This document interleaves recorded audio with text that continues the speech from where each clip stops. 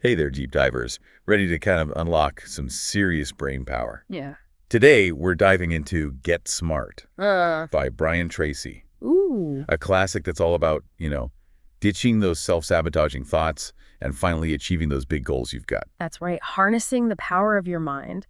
And this book is packed with actionable strategies to do just that. So Brian Tracy kicks things off with this idea of clear thinking. Hmm. And I love how he frames it. It's not just about logic, it's about thinking like a detective. Exactly. Imagine you're on a case. Okay. You don't let your emotions cloud your judgment, right?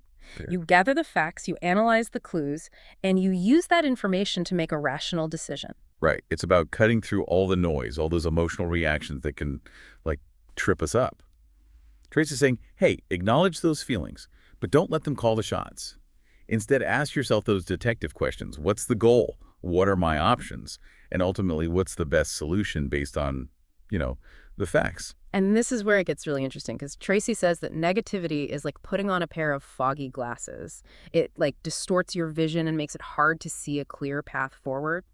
I've definitely experienced that. It's like that feeling of being stuck in a rut.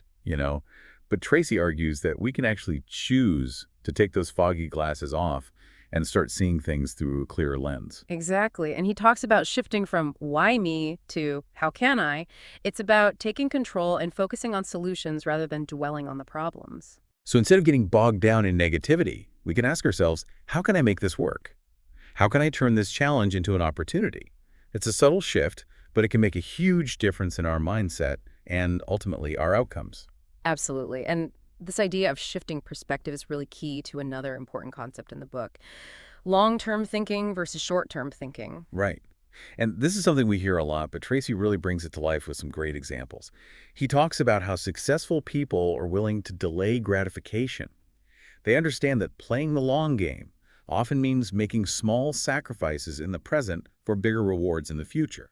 He uses this example of investing in the stock market.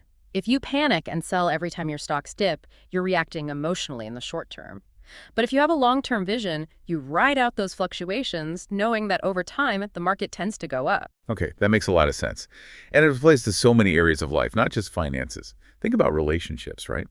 It's easy to get caught up in arguments and disagreements, but if you have that long-term vision for the relationship, you're more likely to work through those challenges. And that's where Tracy really emphasizes that difference.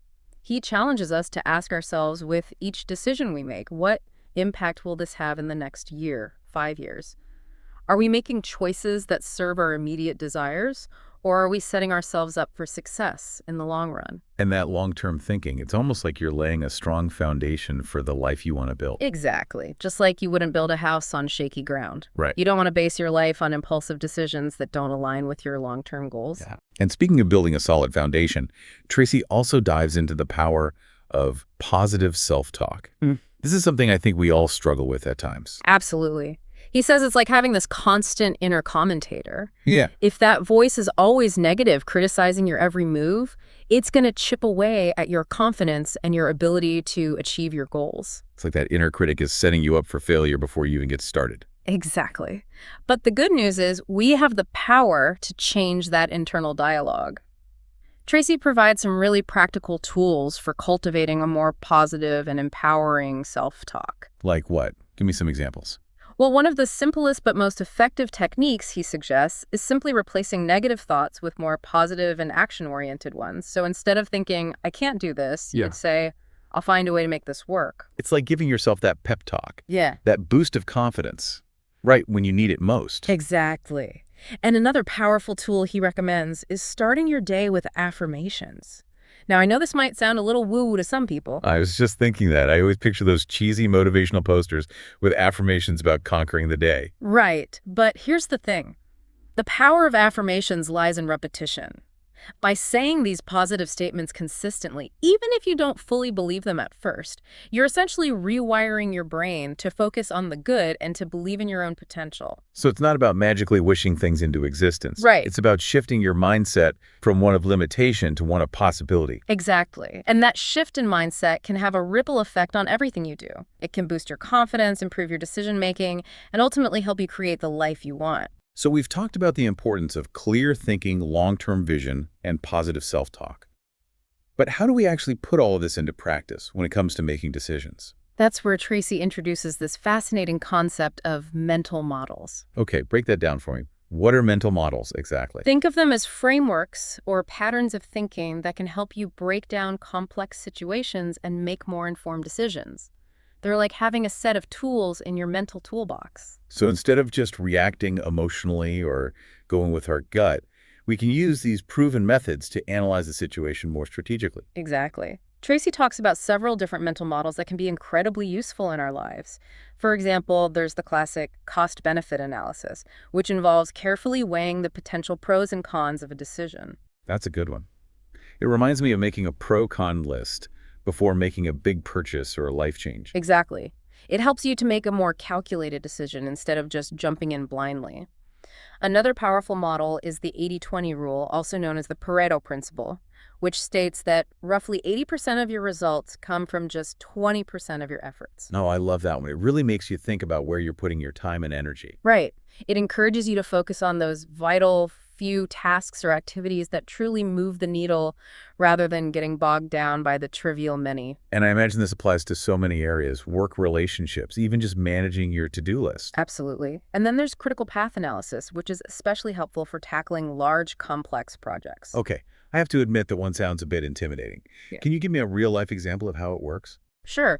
Let's say you're planning a big launch for a new product at work.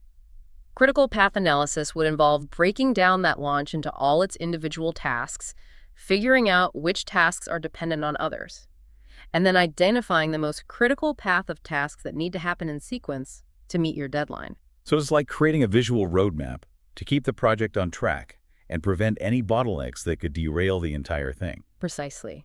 And the beauty of these mental models is that the more you learn and internalize them, the better equipped you become at navigating the complexities of life and work. They're like mental shortcuts that can lead to more effective decision-making and ultimately better outcomes. It's like having a set of strategies to draw from depending on the situation. Exactly.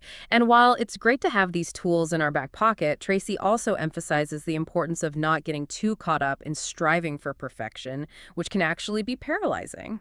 It's so easy to fall into that trap, though. We want to make the perfect decision, but sometimes that can keep us from making any decision at all. Absolutely. That's why Tracy reminds us that we should aim for the best possible outcome, given the information and resources we have available at the time. And just as importantly, we need to be willing to adapt and adjust course when things don't go according to plan, which they inevitably won't. Because let's face it, life rarely goes according to plan. But that's where those mental models, those clear thinking techniques can really make a difference. They can. And by embracing that flexibility, that willingness to learn and adapt as we go, we actually empower ourselves to navigate the ups and downs of life with more confidence and resilience. So as we kind of wrap up our deep dives into Get Smart, I'm curious, what's sticking with you? What's that one golden nugget you're going to walk away with? For me, it's that powerful reminder that we're not just passengers on this journey, we're the drivers. We have the power to choose our thoughts, and those thoughts, directly impact our actions, our decisions, and ultimately, our results. It's so easy to get caught up in the day-to-day and forget that we have that power, right? Yeah. But Tracy doesn't just tell us to think differently, right? He gives us the tools to actually do it. Exactly. He provides a framework, a roadmap to help us move from simply existing to consciously creating the life we want. And I think that's what makes this book so impactful. It's not just about positive thinking. It's about taking control and becoming more intentional in every area of our lives. Absolutely. And it's about recognizing that we have choices in every moment, right? We can choose to react emotionally, or we can choose to pause, think clearly, and respond in a way that aligns with our goals. And sometimes that might mean making the tough choice, the one that requires discipline and delayed gratification. That's right. But as Tracy reminds us, those small choices, those seemingly insignificant decisions we make each day, they add up over time to create the bigger picture of our lives. So anyone listening who's ready to ditch those self-sabotaging habits and unlock their full potential, what's a good first step? Where do we start? Start small. Choose one concept from the book that resonates with you and begin implementing it in your daily life. Maybe it's practicing clear thinking by asking yourself those detective questions before making a decision. Or maybe it's trying out those affirmations even if they feel a little, silly at first. Exactly. And remember, it's a journey, not a race, right? Be patient with yourself, celebrate the small wins, and never underestimate the power of a consistently applied effort over time. Because as Brian Tracy so brilliantly illustrates in Get Smart, Mm. you are capable of achieving amazing things when you harness the power of your mind and align your actions with your goals.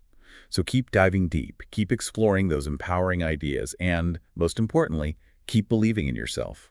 That's right. And remember, the journey to get smart starts with a single step, so why not take it today? All right, deep divers, that's a wrap on our exploration of Get Smart. We hope you've gained some valuable insights and feel inspired to, unlock your full potential. Until next time, stay curious and keep those minds sharp.